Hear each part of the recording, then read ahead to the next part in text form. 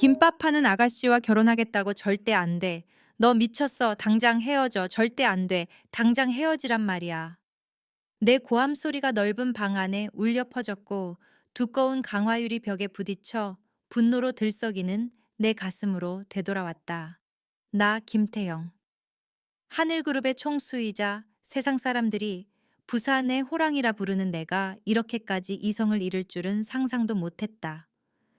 솔직히 말해 72살이라는 나이에 더 이상 나를 떨게 할 풍파는 없을 거라 생각했다. 나는 국가 전체를 휘청이게 했던 금융위기를 겪었고 하늘그룹을 집어삼키려는 경쟁자들과 싸웠으며 80년대 항만 이권을 두고 다투던 조폭들의 총구 앞에도 서봤다. 하지만 이 청천벽력 같은 소식은 심장을 찌르는 칼날보다 더 아팠다. 민준. 내 하나뿐인 아들, 김씨 가문의 유일한 희망, 내가 평생을 바쳐 갈고 닦아 완벽한 후계자, 하늘 제국의 미래의 왕으로 키워낸 아이. 그런데 그 아이가 가난한 김밥집 여주인과 연애를 하고 있다니. 3년. 믿기 싫은가 꼬박 3년이었다. 그 3년 동안 나는 녀석이 해외 출장과 시장 확장을 위한 밤샘 회의로 바쁜 줄만 알았다. 녀석이 자정이 넘어 초췌한 얼굴로 귀가할 때마다 우리 그룹을 위해 애쓰고 있다고 생각하며 얼마나 자랑스러워 했던가. 알고 보니 그 모든 것이 서투른 연극이었다.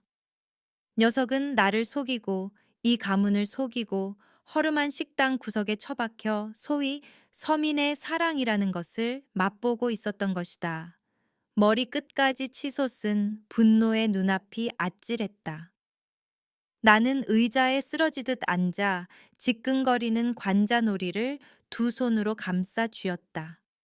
2025년 4월의 어느 오후였다. 하늘타워 50층 창밖으로 부산이 웅장하고 거만하게 모습을 드러내고 있었다. 해운대 바다는 오후 햇살에 은빛으로 반짝였고 광안대교는 항구 도시의 꿈을 잇는 흰 비단처럼 걸쳐져 있었다. 자갈치 시장의 구두 닦기 소년에서 그룹 회장이 되기까지 나는 이 번영을 일구는데 내 평생을 바쳤다. 나는 바라라의 도시를 내려다 보았다. 개미처럼 작게 보이며 분주히 오가는 저 사람들은 동경과 갈망의 눈빛으로 이 타워를 올려다볼 것이다. 하지만 그들은 타워 꼭대기에 앉아 있는 자가 얼마나 고독하고 비참한 패배감을 느끼고 있는지 모를 것이다. 육중한 오크나무 문이 조용히 열렸다. 벨벳 카페 위로 익숙한 발소리가 들려왔다. 돌아보지 않아도 누군지 알 수 있었다. 정우성 비서실장, 지난 20년 동안 나의 오른팔이었던 사람이다. 조사 결과는 나왔나. 나는 먼 수평선에 시선을 고정한 채 갈라진 목소리로 물었다. 네, 회장님. 정우성의 목소리는 여느 때처럼 차분했지만 그 속에 망설임이 느껴졌다. 지난 3주간의 상세 조사 결과입니다. 매끄러운 마호가니, 책상 위에 서류 봉투가 가볍게 놓이는 소리가 들렸다. 건조하고 차가운 소리였다. 나는 깊은 숨을 들이쉬고 의자를 돌렸다. 책상 위에는 밀봉된 갈색 봉투가 있었다. 얇은 봉투였지만 어쩐지 천근만근 무겁게 느껴졌다. 그 안에는 내 아들의 영혼을 훔쳐간 여자에 대한 진실이 담겨 있었다. 솔직히 말해서 3주 전 제게의 늙은 친구로부터 자네 아들이 요즘 해운대 빈민가를 자주 드나든다더군 이라는 소문을 들었을 때 나는 콧방귀를 뀌며 무시했다. 나는 그 늙은이에게 노망이 났냐고 비웃어 주었다. 이탈리아 맞춤 정장을 입고 수십 년 숙성된 와인을 마시는 내 아들 민준이 어떻게 그런 곳에 발을 들일 수 있단 말인가 하지만 의심의 가시는 점점 커져만 갔다. 녀석의 구두에 낯선 진흙이 묻어 있거나 값비싼 향수로도 가려지지 않는 싸구려 참기름 냄새가 옷에서 풍기는 것을 눈치챘기 때문이다. 그리고 이제 진실이 내 눈앞에 놓여 있다. 나는 봉투를 집어들어 가차 없이 찢어버렸다. 서류 뭉치와 사진들이 팔랑거리며 떨어졌다. 첫 장부터 한 여성의 인물 사진이 눈에 들어왔다. 화려한 화장기 없는 수수한 얼굴에 환하게 웃고 있는 여자였다. 낡은 주황색 앞치마를 두르고 그만큼이나 허름한 간판 앞에 서 있었다. 진김밥, 이지은. 나는 모래를 씹는 듯한 기분으로 그 이름을 중얼거렸다. 33세, 미혼. 다음 장으로 넘기는 내 손이 떨리기 시작했다. 재벌의 자존심을 조롱하기라도 하듯 냉혹한 숫자와 사실들이 눈앞에서 춤을 췄다.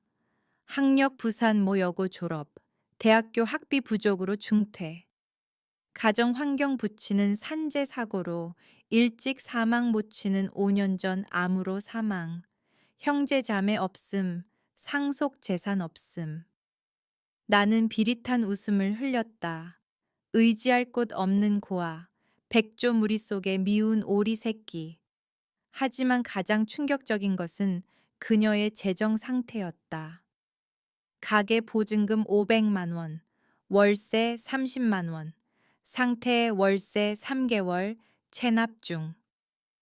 현재 은행 계좌 잔고 2천원, 287만 원. 나는 멍하니 서 있었다. 솔직히 말해서 그 돈은 파트너와의 사교 저녁 식사 한 끼 값도 안 되는 돈이었다. 심지어 내가 즐겨 마시는 중저가 와인 한 병 값에 불과했다. 그런데 그게 수천억 그룹의 후계자인 내 아들이 푹 빠져 있는 여자의 전 재산이라고? 기가 차는군. 나는 책상을 쾅 내리쳤고 차게 식은 인삼차 찻잔이 튀어 올랐다. 읽으면 읽을수록 피가 거꾸로 솟았다. 국민연금도 제대로 납부하지 못하고 있었다. 김밥집의 하루 매출은 고작 15만 원 남짓 재료비와 공과금을 제하면 남는 게 거의 없을 것이다. 바람 앞에 등불처럼 위태롭고 불안한 삶이었다. 나는 한 줄기 희망이라도 찾기 위해 보고서를 빠르게 넘겼다. 혹시 숨겨진 천재라거나 아니면 몰락한 명문가 출신이라거나 아니 아무것도 없었다. 그저 적나라하고 평범한 가난뿐이었다. 회장님, 정우성이 내 생각을 끊고 입을 열었다. 마지막 페이지에 추가 조사 내용이 있습니다. 이지은 씨는 5년 전부터 이 김밥집을 운영했습니다. 그전에는 편의점 야간 아르바이트부터 카페 서빙, 심지어 식당 설거지까지 온갖 일을 했습니다. 나는 헛웃음을 지으며 서류를 책상에 던졌다. 전형적인 신데렐라 증후군이군. 안 그래 찢어지게 가난한 여자가 부자 왕자님을 만나 인생 역전을 꿈꾸는 거지. 이런 시나리오는 드라마에서 지겹도록 봤어. 나는 그녀가 민준이 누구인지 알고 있다고 100% 확신했다. 모를 리가 있나 내 아들은 매주 경제신문에 나온다. 녀석의 이마에는 하늘그룹 황태자라는 딱지가 선명하게 붙어 있다. 이 여자는 분명 순진하고 가난한 척하며 우리 멍청한 아들의 동정심을 자극하는 양의 탈을 쓴 늙은 여우일 것이다. 여자 특히 돈 때문에 궁지에 몰린 여자의 수법은 어떤 인수합병보다 무서운 법이다. 그러다 서류 사이에 끼워진 사진 한 장에 시선이 멈췄다. 사진 속 내 아들 김민주는 조금만 힘을 줘도 부러질 것 같은 빨간 플라스틱 의자에 앉아 있었다. 녀석은 1,000만 원이 넘는 아르마니 정장을 입고 있었지만 소매를 걷어 붙이고 넥타이는 느슨하게 풀어헤친 상태였다. 녀석 앞에는 소박한 김밥 한 줄과 김이 모락모락 나는 어묵 국물 한 그릇이 놓여 있었다. 주목할 점은 녀석의 미소였다. 민준이가 저렇게 웃는 걸 본 게 언제였더라.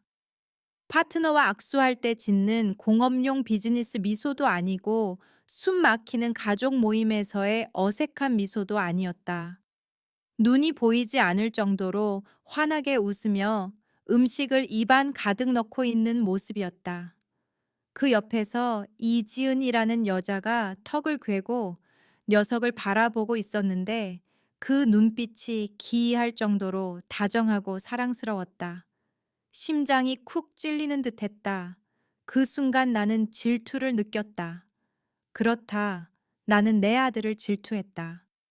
저 싸구려 사진에서 뿜어져 나오는 평온한 분위기를 질투했다. 하지만 곧바로 그룹 총수로서의 이성이 그 나약한 감정을 짓눌러 버렸다. 멍청한 놈, 나는 이 사이로 으르렁거렸다. 명색이 하늘그룹 후계자라는 놈이 길거리에 저런 허름한 가게에서 김밥이나 쪼아먹고 있다니. 이 사진이 밖으로 새 나가면 주가가 곤두박질 칠 게 뻔해. 이 사회 하이에나들이 녀석을 물어뜯으며 리더 자격이 없다고 떠들어대겠지. 이대로 둘 수는 없었다. 절대 안 된다. 이 기업은 나의 피와 눈물, 내 목숨 그 자체다. 젊은 날의 한순간 충동으로 모든 것을 망치게 둘 수는 없다. 나는 서랍을 열어 개인 휴대폰을 꺼냈다. 손가락으로 화면을 밀어 민준의 번호를 눌렀다. 신호음 한 번, 두 번, 세 번. 아버지, 무슨 일이세요? 민준의 목소리가 들렸다. 약간 놀란 듯 했다. 보통 이 시간은 내가 쉬는 시간이라 전화를 잘 하지 않기 때문이다. 나는 최대한 침착한 목소리를 유지하려 깊게 심호흡을 했지만 차가운 기운은 숨길 수 없었다. 내 집무실로 와라. 당장. 하지만 지금 일본 파트너와의 회의를 준비 중인데 당장이라고 했다. 나는 녀석의 말을 자르며 소리쳤다. 모든 회의 취소해. 지금 당장 들어와. 전화를 끊고 휴대폰을 책상에 던졌다. 큰 소리에 정 비서가 깜짝 놀라 뒷걸음질 쳤다. 나가봐. 민준이 오면 바로 들여보내고. 나는 손짓으로 그를 내보냈다. 문이 닫혔다. 넓은 방은 다시 침묵에 잠겼다. 시계 초침 소리와 나의 거친 숨소리만이 남았다. 나는 자리에서 일어나 통유리 창가로 걸어갔다. 부산에 황혼이 내려앉고 있었다. 도시 전체에 불이 켜지기 시작했다. 저 황홀하게 반짝이는 불빛들은 내 성공의 증거다. 하지만 왜 지금은 저 불빛들이 나를 감시하고 조롱하는 눈들처럼 느껴지는 걸까? 민준의 엄마인 내 아내 생각이 났다. 민준이가 10살 때 세상을 떠난 아내. 눈을 감기 전 그녀는 내 손을 꼭 잡고 당부했다. 아이 잘 부탁해요. 우리처럼 고생하지 않게 해줘요. 나는 약속했다. 그리고 해냈다. 나는 민준에게 최고의 것만 주었다. 최고의 학교, 최고의 옷, 최고의 차. 녀석이 가는 길에 놓인 모든 장애물을 치워주었다. 나는 녀석이 누구도 무시할 수 없는 강한 남자 왕이 되길 바랐다. 그런데 이제 와서 왕좌를 버리고 김밥 파는 여자를 쫓아가겠다고 내가 평생을 바쳐 벗어난 그 가난한 출발점으로 돌아가겠다는 건가? 아니. 가난은 죄가 아니지만 우리 세계에서 가난은 치명적인 약점이다. 그리고 결혼은 두 마음의 문제가 아니라 두 제국의 결합이며 권력의 공고하다. 김밥 파는 여자가 하늘그룹에 무엇을 가져다 줄 수 있는가? 모욕 말고는 아무것도 없다. 1시간 후, 문이 열리고 민준이 들어왔다. 숨을 헐떡이며 이마에는 땀이 송골송골 맺혀 있었다. 엘리베이터에서 내려 뛰어온 모양이다. 아버지.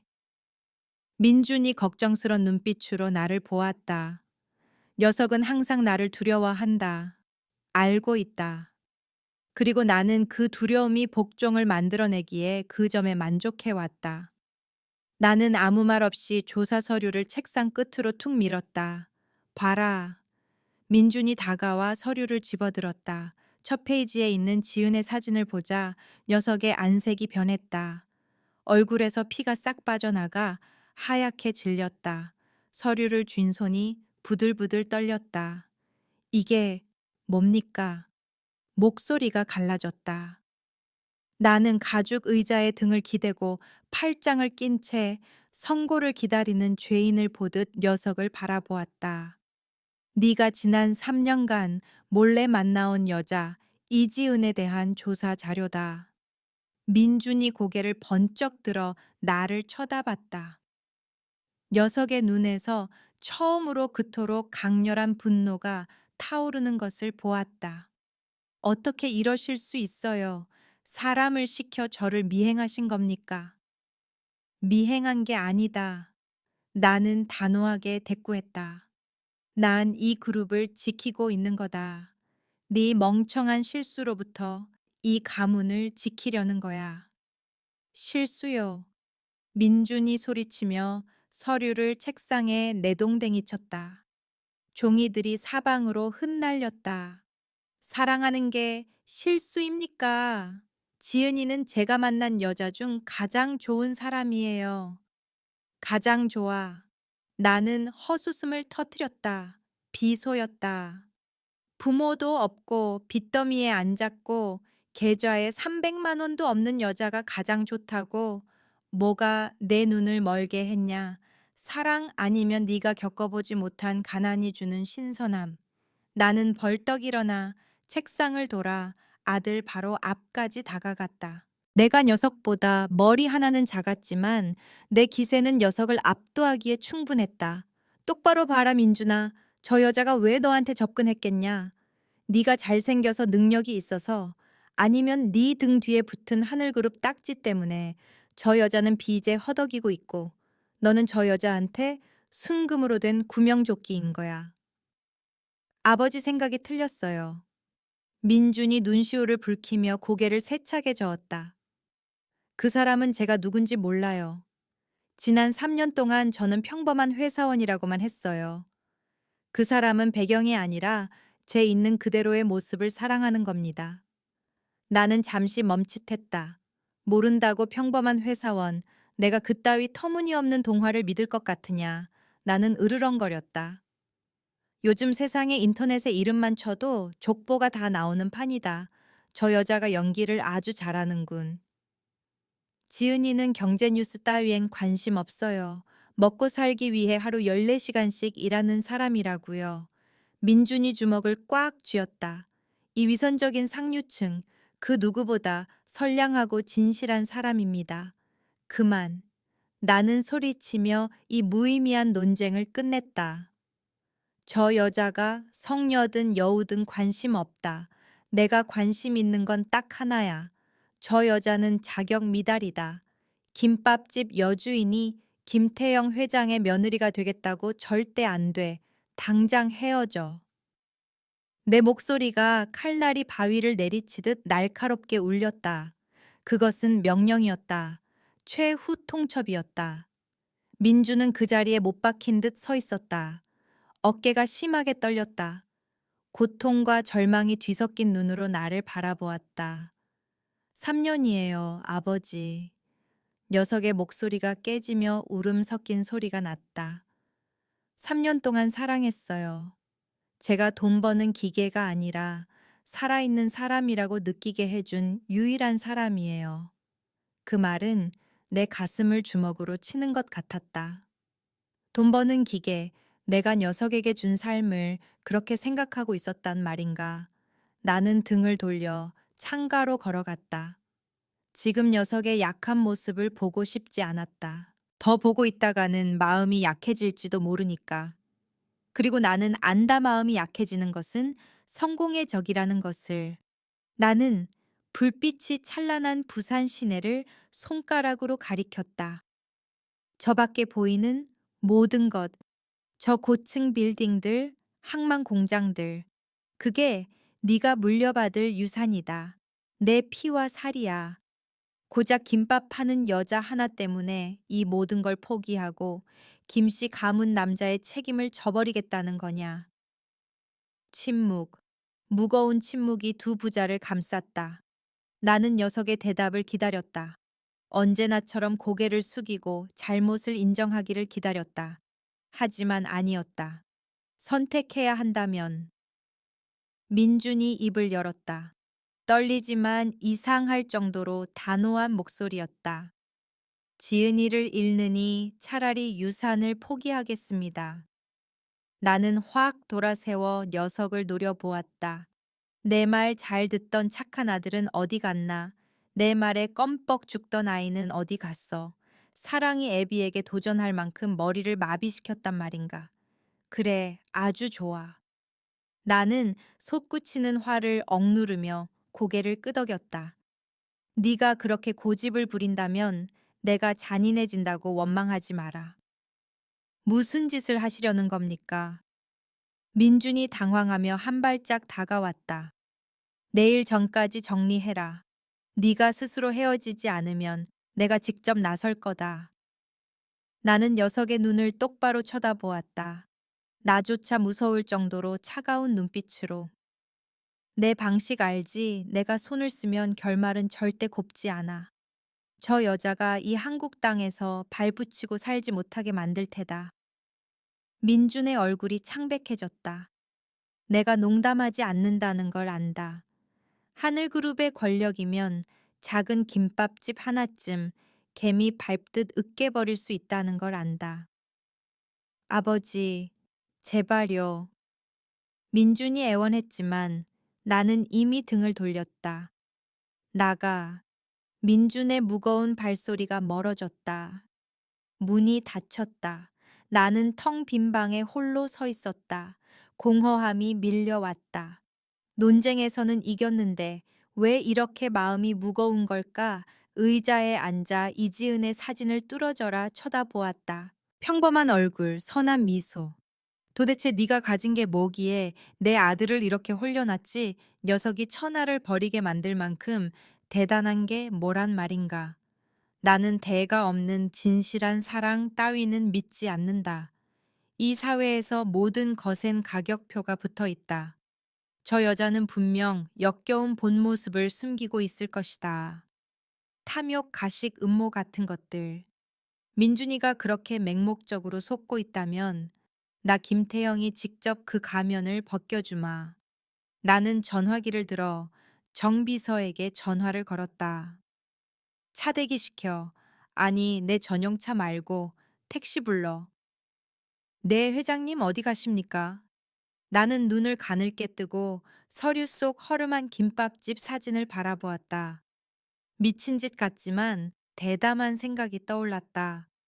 호랑이를 잡으려면 호랑이 굴에 들어가야 한다. 누군가의 진짜 얼굴을 보고 싶다면 그들이 당신을 아무것도 아닌 사람으로 대할 때 접근해야 한다. 헌옷 한 벌 준비해 낡고 해진 걸로 달아빠진 모자도 하나. 회장님, 설마. 묻지 말고 당장 시행해. 전화를 끊었다. 입가에 차가운 미소가 번졌다. 이지은, 기다려라. 내일 내가 널 보러 가마. 하늘그룹 회장이 아니라 넝마주의 노인으로 말이다. 어디 보자 거짓골을 한 사람 앞에서 네가 어떻게 행동할지. 그 성녀 같은 모습이 유지될지. 아니면 돈만 밝히고 사람 무시하는 본색을 드러낼지. 네, 진짜 얼굴을 발가벗겨서 내 멍청한 아들놈 면상에 던져주마. 그럼 녀석도 무릎 꿇고 내게 감사하겠지. 자기 인생을 구제해줬다고. 하지만, 그때 나는 몰랐다. 이 결정이 내 인생을 영원히 바꿔놓을 줄은. 그 작은 김밥집에서 내가 목격하게 될 것들이 나의 오만한 편견을 산산조각 내고 이미 죽은 줄 알았던 늙은 심장을 다시 뛰게 만들 줄은. 어둠이 회장실을 덮었지만 내 머릿속에서는 완벽한 계획이 그려지기 시작했다. 다음 날 아침 시계가 7시를 가리키자마자 나는 사무실에 도착했다. 솔직히 말해서 지난밤 한숨도 못 잤다. 눈만 감으면 하나뿐인 아들 녀석이 그 허름한 가게에 앉아 김밥을 먹는 모습이 떠올라 끝이 없는 악몽처럼 나를 괴롭혔기 때문이다. 익숙한 가죽 의자에 앉았지만 오늘따라 평소의 권위가 주는 안락함은 온데간데 없고 가시방석 같았다. 부산의 아침 햇살이 창을 뚫고 들어와 매끄러운 마호가니 책상 위에 눈부신 빛을 뿌렸지만 내 마음은 태풍의 눈 속에 있는 듯 암울했다. 한숨을 쉬며 오른쪽 서랍을 열었다. 값비싼 만년필과 가문의 인장 사이에 작은 명함 상자가 얌전히 놓여 있었다. 나는 잠시 망설이다가 상아색 명함 한 장을 꺼냈다. 박서준 교수 부산대학교 병원 정신건강의학과 대학 동창이다. 심리학 분야의 최고 권위자. 믿기 싫은가 나 같은 대기업 회장이자 아버지가 이 시점에 아들의 정신과 진료를 심각하게 고민하고 있다는 것을 논리적으로 설명이 안 되니까. 정규 교육을 잘 받았고 비즈니스 감각도 날카로운 38세 남자가 도대체 왜 찢어지게 가난한 김밥 파는 여자와 결혼하겠다고 정신 나간 소리를 한단 말인가. 뇌에 문제가 생긴 게 분명하다. 정서 장애일 수도 있고 더 나쁘게는 가스라이팅을 당했거나. 나는 명함을 책상 위에 반듯하고 차갑게 올려두었다. 이것이 나의 최후의 수단이 될 것이다. 오전 10시 정각. 사무실 문이 벌컥 열리고 민준이 들어왔다.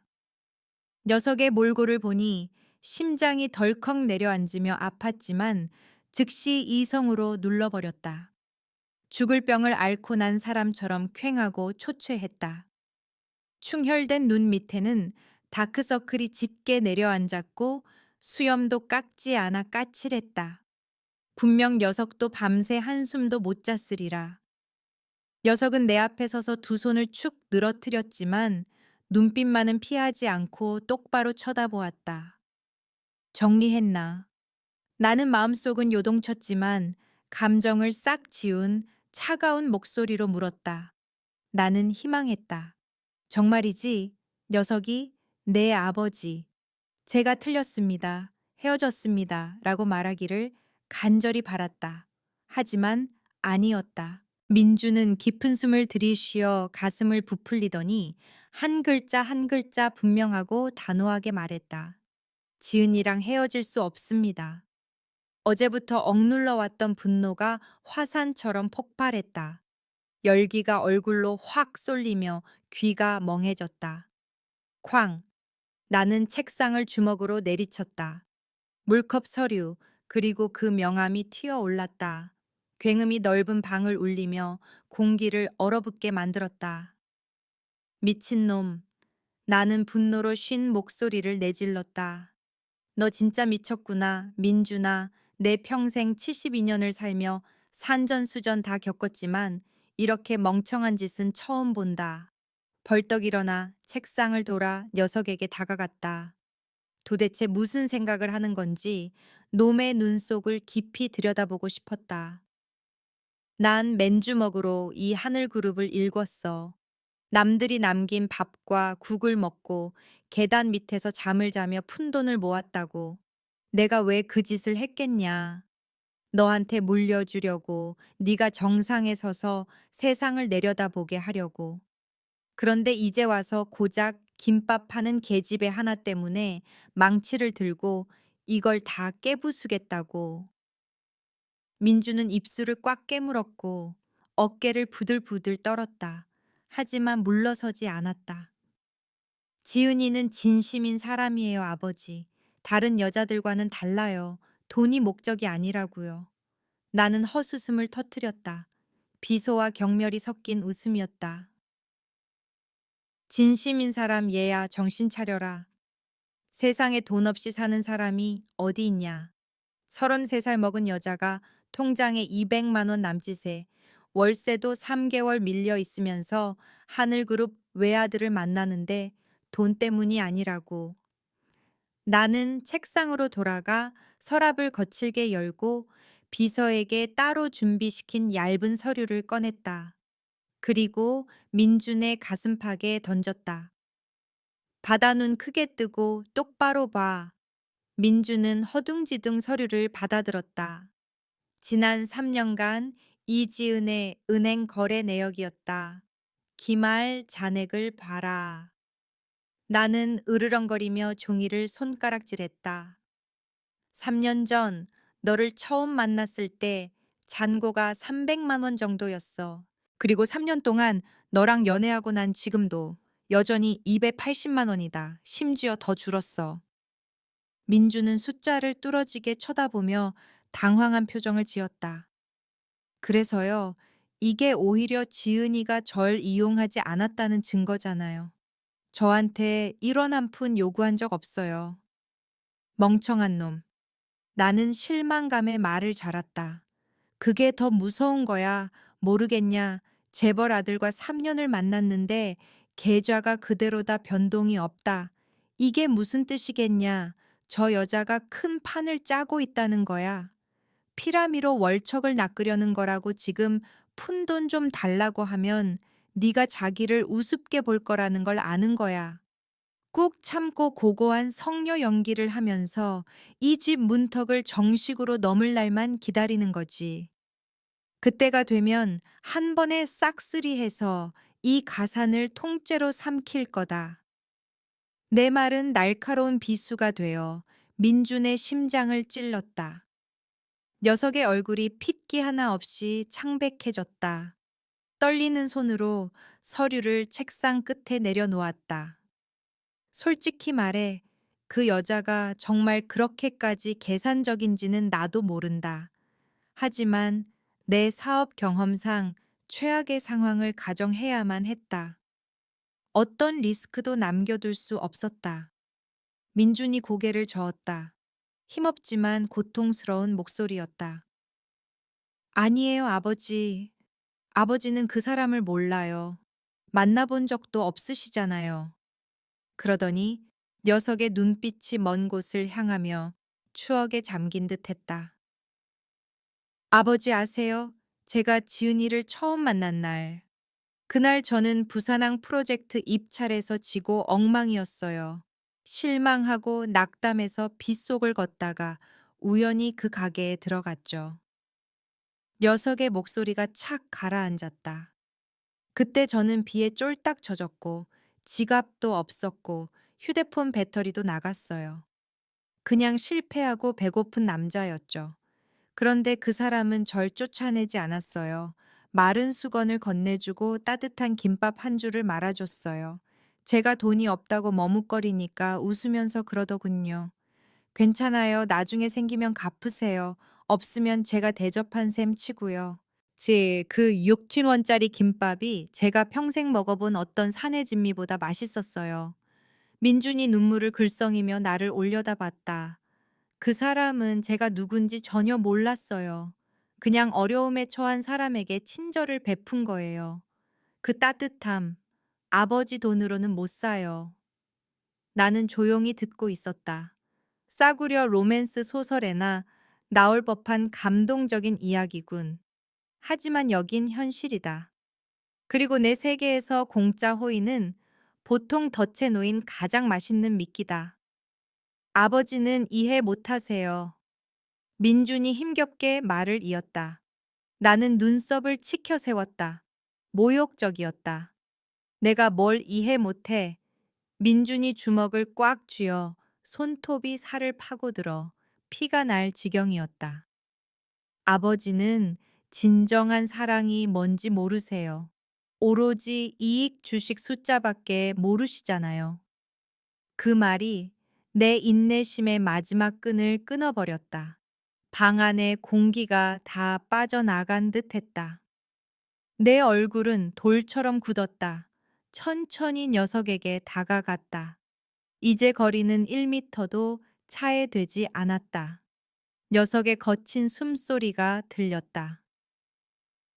사랑. 나는 낮고 위협적인 목소리로 되물었다. 사랑이 밥 먹여주냐? 사랑이 이 그룹 직원 5만 명 월급을 줘. 사랑이 국제 시장에서 우리 위치를 지켜주냐고. 나는 녀석의 얼굴에 대고 한자 한자 씹어뱉듯 말했다. 내가 사랑을 모르는 줄 아냐, 내 어미. 나도 내 어미를 사랑했다. 하지만 내가 옛날에 사랑 타령만 하고 돈 벌 줄 몰랐다면 넌 지금 이탈리아제 정장 입고 나한테 설교하는 게 아니라 자갈치 시장에서 구두 닦고 있었을 거다. 민주는 물러서지 않았다. 눈에서 불꽃이 튀었다. 적어도 지은이는 거짓말은 안 해요. 적어도 자기 마음에 솔직하다고요. 나는 코웃음을 쳤다. 구제불능이군. 책상으로 돌아가 박 교수의 명함을 집어들었다. 그리고 민준 쪽으로 던졌다. 명함이 공중에서 나풀거하다 녀석의 발치에 떨어졌다. 자, 가져가라. 나는 차갑게 말했다.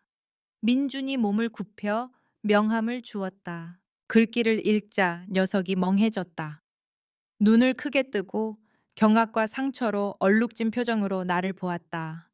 정신과 의사. 목소리가 떨렸다. 아버지, 제가 미쳤다고 생각하시는 거예요. 정상적인 사고를 가진 사람이라면 수천억 재산을 월세 30만 원짜리 김밥집이랑 바꾸진 않지. 나는 조금의 후회도 없이 대답했다. 가서 상담이나 받아봐. 내 생각엔 내 머리에 심각한 문제가 있는 것 같으니. 민주는 명함을 보다가 나를 보았다. 눈물이 쏟아질 것 같았지만 입술을 깨물며 참았다. 눈 속의 상처가 너무 깊어 영원히 아물지 않을 흉터처럼 보였다. 이게 아버지 대답이세요. 녀석이 떨리는 목소리로 물었다. 제가 38년 동안 존경하고 우상으로 여겼던 아버지가 이제 저를 정신병자 취급하시는 겁니까? 누군가 심장을 쥐어짜는 것 같았다. 달려가 안아주고 싶었다. 아빠가 다 너의 미래를 걱정해서 그러는 거라고 말해주고 싶었다. 하지만 가장의 자존심이 허락하지 않았다. 나는 강해야 한다. 흔들리지 않는 산이어야 한다.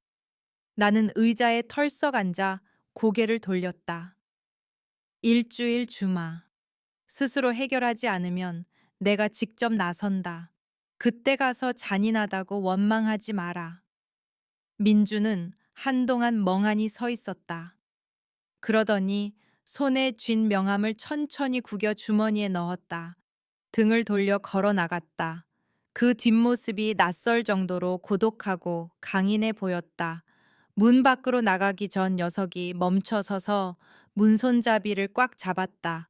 뒤돌아보지 않고 말했다. 저도 아버지 아들입니다. 제 몸에 흐르는 피는 아버지 피예요. 아버지가 고집스러우신 만큼 저도 고집셉니다. 제가 한번 결정하면 하늘이 무너져도 안 바꿔요. 문이 닫혔다. 차갑고 넓은 방에 나만 남았다. 긴 한숨을 내쉬며 의자에 등을 기대자 온몸에 피로가 몰려왔다. 이 논쟁에서 이겼든 졌든 고통스럽기는 매한 가지였다. 의자를 돌려 창밖을 보았다. 아래로 분주한 부산 시내가 보였다. 저 밖 어딘가 고층 빌딩과 번화가 사이에 내 적을 숨겨주고 있는 허름한 김밥집이 있다. 내 아들의 미래를 망치고 있는 여자가 있는 곳. 좋아. 나는 혼자 중얼거렸다. 내 아들이 그렇게까지 미쳤다면 내가 직접 진실을 밝혀내지. 그 여자가 천사인지 악마인지 내가 보겠다. 전화기를 들어 정 비서를 호출했다. 우성아 당장 들어와. 특별히 준비할 게 있다. 그리고 명심해. 이건 절대 비밀이야. 네, 회장님. 노숙자 복장 한 벌 준비해. 더럽고 찢어질수록 좋아. 세탁하지 말고. 거리의 냄새가 배어 있길 원해. 내일 아침 9시 전까지 가져와. 수화기 너머에서 충격으로 몇 초간 침묵이 흐르더니 대답했다. 알겠습니다. 당장 준비하겠습니다. 다음 날 오전 9시, 정 비서가 검은색 대형 비닐봉지를 들고 들어왔다. 책상 위에 올려놓으며 난처한 표정을 지었다. 회장님 정말 이걸 입으시게요. 봉지를 열었다. 코를 찌르는 악취에 인상이 찌푸려졌다. 곰팡 내 시큼한 땀 냄새 찌든 기름 냄새. 안에는 솜이 다 터져 나온 낡은 패딩 점퍼와 시커먼 얼룩이 묻은 바지 밑창이 입을 벌린 낡은 운동화가 들어 있었다. 아주 좋아. 속은 좀 메스꺼웠지만 만족스럽게 고개를 끄덕였다. 딱 내가 원하던 거야. 정비서가 걱정스럽게 물었다. 제가 같이 갈까요? 아니면 경호원을 멀리서라도? 아니, 나는 단호하게 고개를 저었다. 이건 나 혼자 해야 해. 경호원이 붙으면 다 망쳐. 사회 밑바닥 계층을 대면했을 때 그 여자의 진짜 반응을 보고 싶으니까. 오후 2시. 사무실 내 전용 화장실에서 분장을 마쳤다. 거울을 보니 나 자신조차 못 알아볼 지경이었다. 위험 있는 재벌 총수 김태형은 사라지고 쓰레기장에서 막 기어나온 늙은 거지가 서 있었다. 잘 빗어 넘긴 백발을 내 손으로 헝클어뜨리고 얼굴에 흙먼지를 발라 꽤 죄죄하게 만들었다. 손톱 밑에 검은 흙을 채워 넣는 디테일도 잊지 않았다. 나는 CCTV와 직원들을 피해 비상계단으로 하늘타워를 빠져나왔다. 큰 길로 나와 연기를 시작했다. 다리를 절뚝거리고 등을 구부리고 눈을 흐릿하게 떴다. 지하철역으로 걸어갔다. 40년 만에 타보는 지하철이었다. 낯설고 두려웠다. 열차에 오르자 사람들이 홍해 갈라지듯 피했다. 혐오스러운 눈빛, 찌푸린 얼굴, 코를 막는 손들. 아이고, 냄새야. 경비는 왜 저런 노인네를 들여보낸 거야. 얘야, 더러우니까 피해라. 수군거리는 소리가 귀에 꽂혔다. 솔직히 자존심이 몹시 상했다. 나 김태형 회장이야. 이 역을 통째로 살 수도 있다고. 소리치고 싶었지만 참았다. 진실을 알기 위한 대가다. 나는 인파 속에서 철저한 고독을 느끼며 구석에 몸을 웅크렸다. 돈과 권력이 없으면 사람은 이렇게 작고 하찮아지는 것인가. 해운대역 도착. 나는 비틀거리며 내려 서류에 적힌 주소를 찾아갔다. 저기 있다. 지은 김밥. 고층 빌딩 숲 사이 작은 골목에 초라하게 자리 잡고 있었다. 간판색은 바랬고 유리문에는 테이프가 덕지덕지 붙어 있었다. 문 앞에 서니 수조 원짜리 계약을 할 때보다 심장이 더 쿵쾅거렸다. 점심시간이 지나가게 아는 한산했다. 손님은 몇 명뿐이었다. 주방 뒤에서 한 여자가 열심히 김밥을 말고 있었다. 이지은이었다. 실물은 사진보다 더 평범했다. 작은 체구에 낡은 주황색 앞치마, 깔끔하게 묶은 머리, 날카롭거나 매혹적인 구석이라곤 없었다. 나는 깊게 심호흡을 하고 용기를 내어 문을 밀고 들어갔다. 딸랑. 문에 달린 종소리가 울렸다. 지은이 고개를 들었다. 누더기를 걸친 더러운 노인인 나를 보자 눈에 놀라움이 스쳤다. 나는 미간을 찌푸리거나 손사래를 치며 내쫓기를 긴장하며 기다렸다. 하지만 아니었다. 즉시 그녀의 입가에 따뜻한 미소가 번졌다. 어서 오세요. 손님 들어오세요. 목소리는 풍경 소리처럼 맑았고 억지스럽거나 경멸하는 기색이 전혀 없었다. 나는 고개를 푹 숙이고 겁먹은 척 가장 구석진 빈 테이블로 발을 끌며 걸어갔다. 저 노인네 냄새 너무 나는데 왜 이 시간에 들어와? 옆 테이블에 양복 입은 남자가 들으란 듯이 큰 소리로 불평했다. 입맛 떨어지게 일행이 맞장구 쳤다. 나는 몸을 움츠렸다. 하지만 지은은 신경 쓰지 않는 듯했다. 메뉴판을 들고 내게 다가왔다. 내 몸에서 나는 냄새가 고약할 텐데도 그녀는 바로 옆에 서서 표정 하나 바꾸지 않고 그 온화한 미소를 유지했다. 어르신 뭐 드시겠어요? 그녀가 상냥하게 물었다. 나는 떨리고 쉰 목소리를 가장했다. 김밥 하나만. 떨리는 새까만 손을 주머니에 넣어 구겨진 푼돈을 꺼냈다. 7,000원짜리 지폐 몇 장은 너덜거리고 더러웠다. 나는 마치 전 재산인 양 천천히 한 장씩 세었다. 지은이 그 돈을 보더니 잠시 머뭇거렸다. 나는 속으로 생각했다. 그렇지, 더러운 돈이라 싫은 거지. 하지만 그녀는 더 활짝 웃었다. 네, 일반 김밥 맞으시죠? 잠시만 기다리세요. 속 따뜻하게 데워드릴게요. 그녀가 주방으로 돌아서자 옆 테이블 손님이 다시 불평했다. 이봐요, 사장님. 왜 저런 사람을 받아요, 재수 없게. 더러워 죽겠네. 나는 대답을 숨죽여 기다렸다. 손님 비위를 맞추려고 동조한다면 바로 정체를 드러낼 생각이었다. 김밥 써는 소리가 규칙적으로 들리는 가운데 지은의 담담한 목소리가 들려왔다. 손님은 다 같은 손님이죠. 배고파서 밥 한 끼 드시러 온 건데 문제가 있나요? 누구나 힘들 때가 있는 법이잖아요. 부드럽지만 단호한 그 말에 심장이 쿵 내려앉았다. 내 예상과 달리 그녀는 차별하지 않았다. 오히려 낯선 거지를 변호해 주었다. 10분 후 김밥 접시가 나왔다. 부실한 김밥이 아니었다. 속이 꽉 찬 굵은 김밥에 김이 모락모락 나는 어묵 국물 노란 단무지까지 곁들여져 있었다. 천천히 드세요. 국물이 뜨거워요. 그녀가 국그릇을 내 앞에 놓으며 살뜰히 챙겼다. 나는 고개를 들어 그녀를 보았다. 가까이서 보니 이마에 맺힌 땀방울과 작은 손에 박힌 굳은 살이 보였다. 하지만 그녀의 그 눈은 반짝이고 있었고 기이할 정도로 진실한 따스함이 담겨 있었다. 내게 아부하던 자들에게서 보았던 가식이라곤 없었다. 젓가락을 들어 김밥 하나를 입에 넣었다. 고소한 참기름 냄새와 찰진밥, 아삭한 채소, 부드러운 달걀이 입안에 퍼졌다. 맛있었다. 정말 맛있었다. 내가 즐겨 먹는 5성급 호텔 음식보다 더. 정성이 들어가서일까 먹고 있는데 문이 다시 열렸다.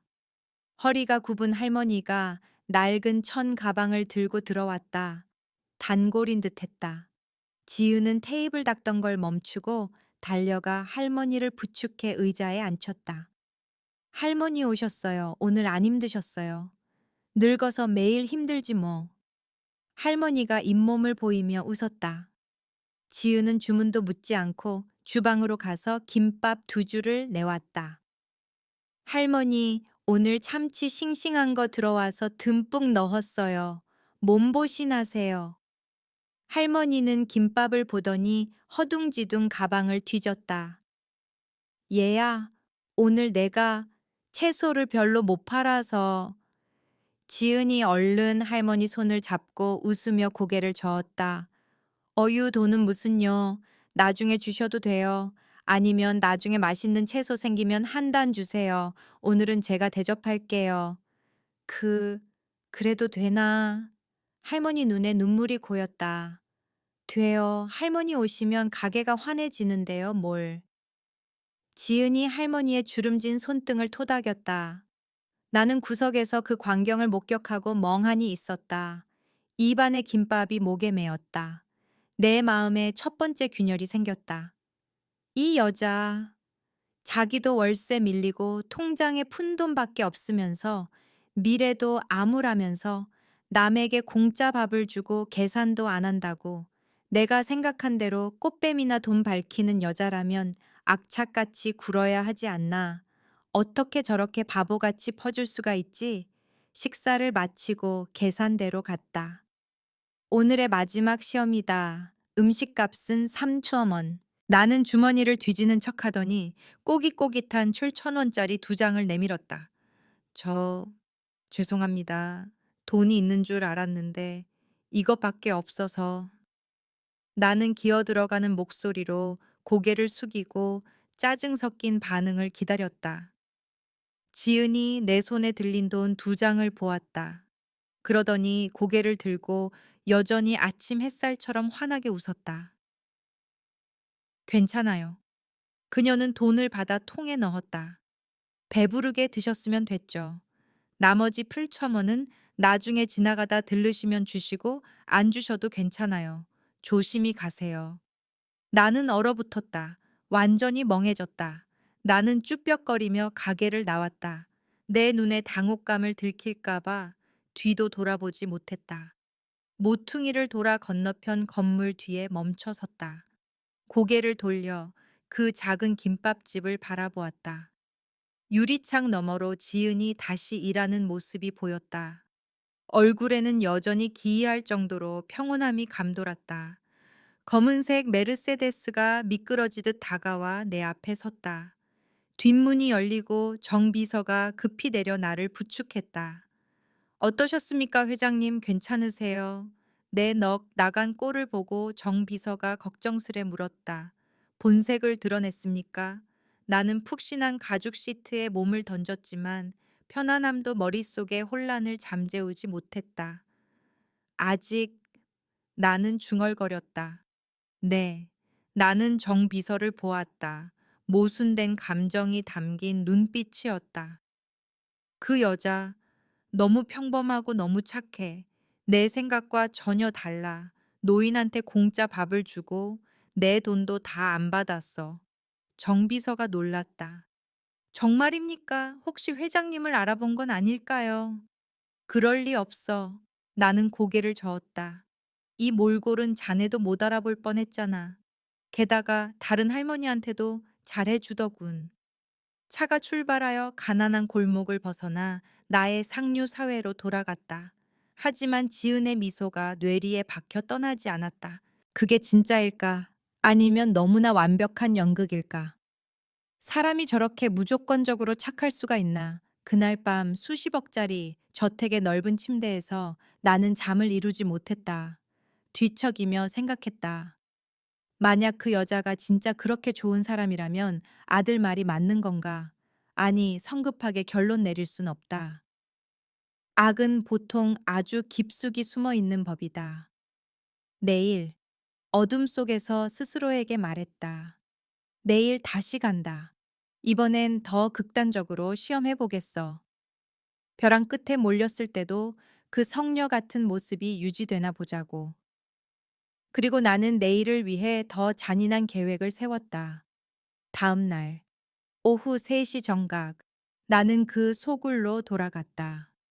이번엔 단순히 불쌍한 거지가 아니었다. 그녀의 악몽이 되기로 결심했다. 장사하는 사람이 만날 수 있는 가장 무례하고 더럽고 끔찍한 진상이 되기로. 어디 보자. 자존심이 짓밟히고 장사를 망치면 그 성녀 가면이 벗겨지는지. 나는 문을 밀고 들어갔다.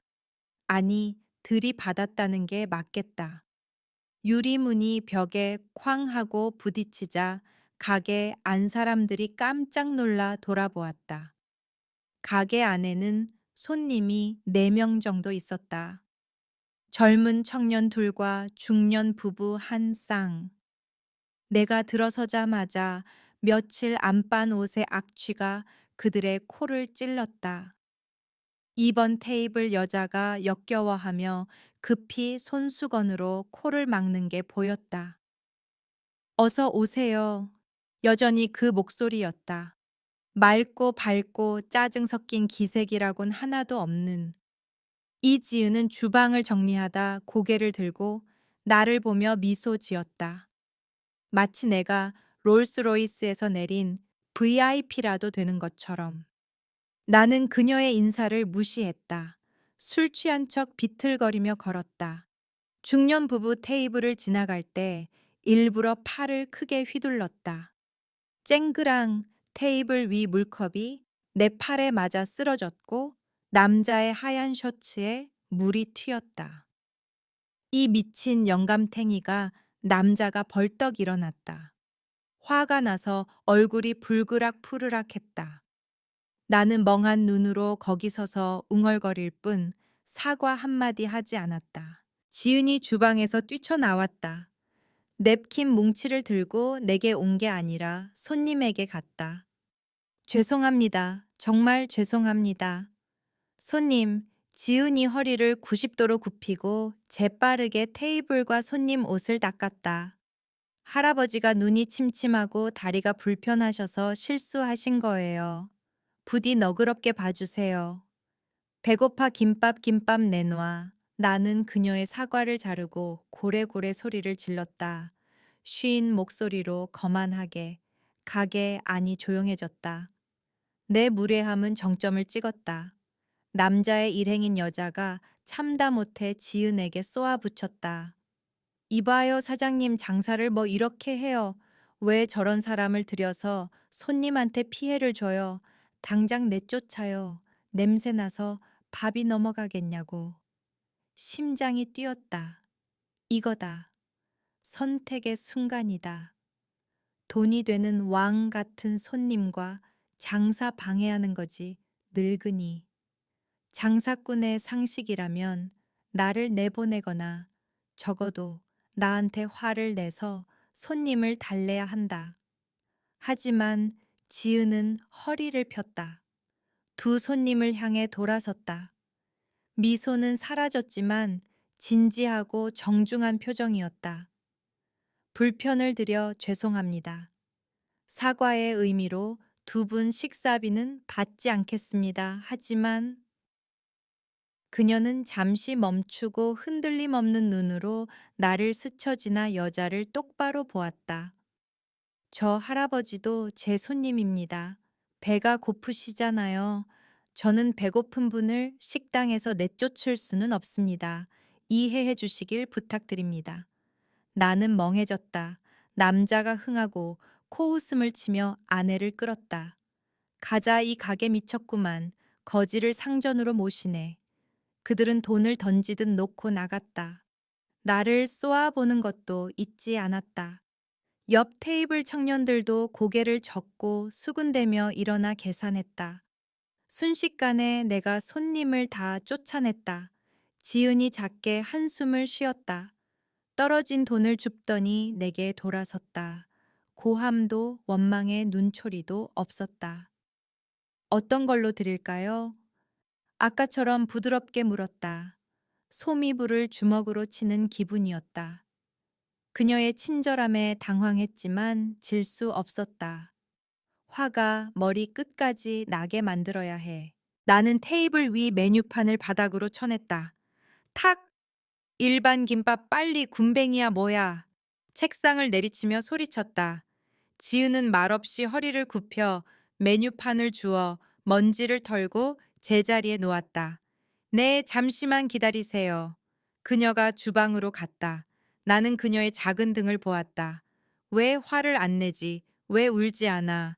왜 경찰을 안 불러? 성녀야 바보야. 5분 후 김밥이 나왔다. 어제처럼 푸짐하고 따뜻했다.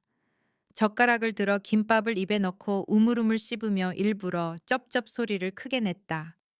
한국인들이 식사 예절에서 가장 싫어하는 그 소리를. 이게 뭐야? 나는 밥알을 바닥에 퇴뱉었다. 짜잖아, 사람 죽일 세미야 요리를 발로 했어. 젓가락을 책상에 내리꽂았다. 젓가락이 튀어 바닥을 굴렀다. 지은의 얼굴이 당혹감으로 스쳤다. 급히 새 젓가락을 가져와 남은 김밥을 맛보았다. 저 간이 맞는데요.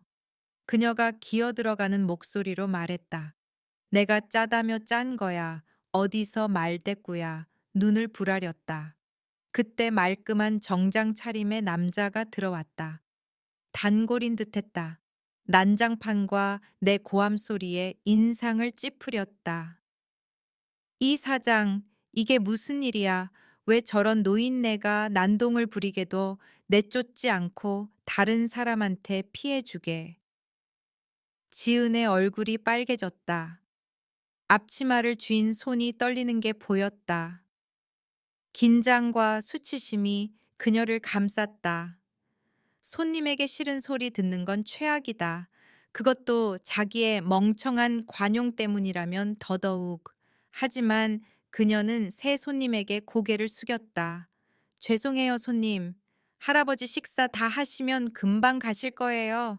조금만 기다려 주시면 바로 치워드릴게요. 됐어. 남자가 손을 저었다. 혐오스럽다는 듯 입맛 떨어지네. 딴 데 갈게. 그가 나가버렸다. 또 한 명의 손님이 나 때문에 떠났다. 지은은 못 박힌 듯 서 있었다. 눈가가 붉어지고 눈물이 고였지만 입술을 깨물어 참았다. 나를 돌아보았다. 그 눈빛은 분노가 아니었다. 무력감과 약간의 연민이 섞인 눈빛이었다. 식기 전에 드세요. 작게 떨리는 목소리로 말했다.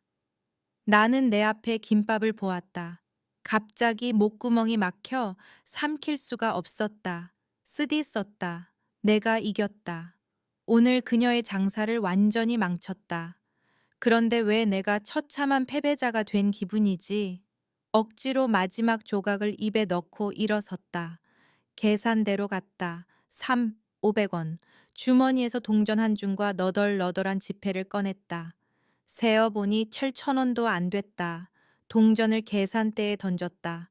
짤랑거리는 소리가 거슬렸다. 이것밖에 없어. 퉁명스럽게 말하고 얼굴도 안 봤다. 지은이 그 적은 돈을 보았다. 한숨을 쉬었다. 작지만 그 속에 담긴 피로가 내 귀엔 천둥처럼 들렸다. 하지만 그녀의 거친 손은 동전을 모아 통에 넣었다. 괜찮아요. 다음에 넉넉히 주시면 돼요. 조심히 가세요. 나는 도망치듯 나왔다. 1초도 더 있을 수 없었다. 그녀의 친절이 내 양심을 불태우고 있었다. 가게를 나와 코너를 도는데 행인들이 수군거렸다. 저 여사장 참 미련해.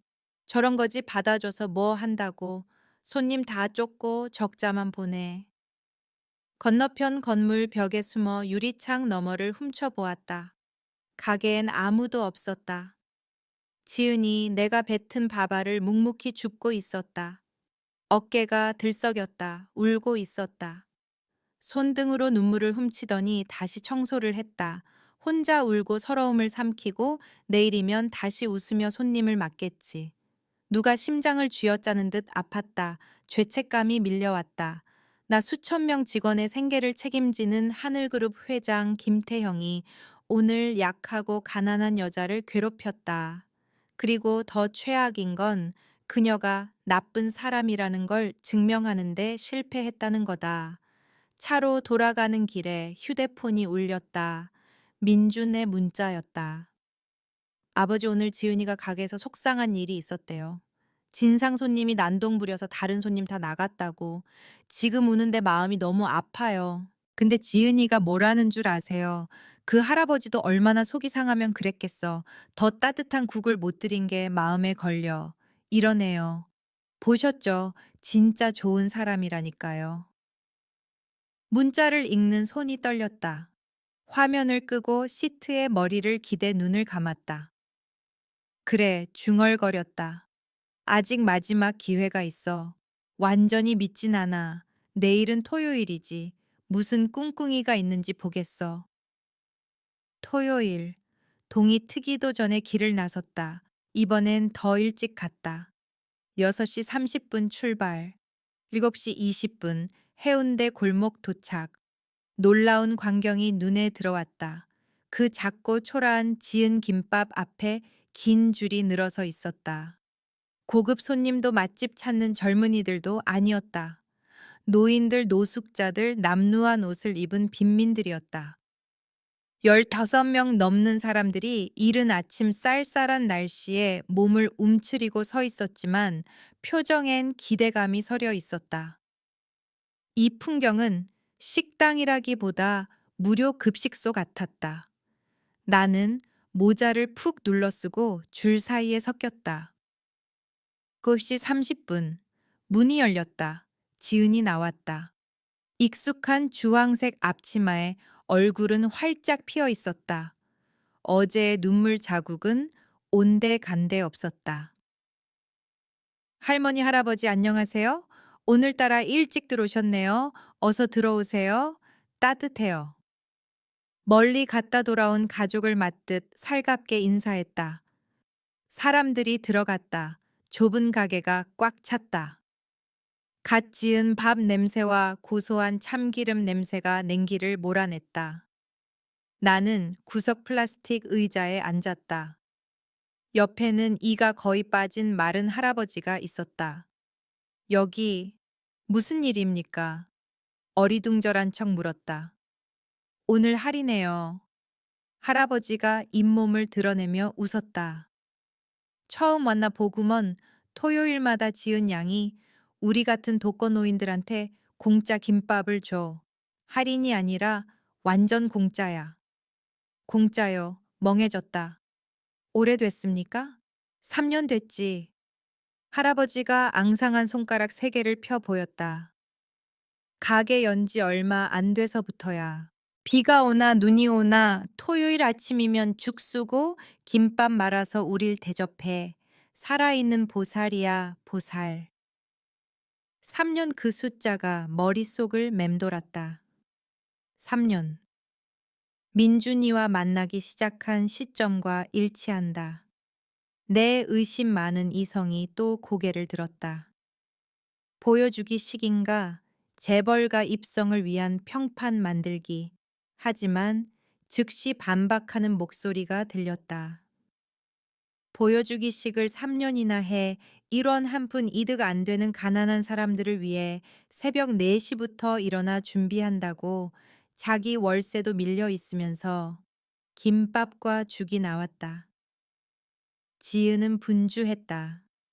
물 따르고 김치 더 주고 할머니 어깨 주무르며 안부 묻고 가게 안에 웃음소리가 가득했다.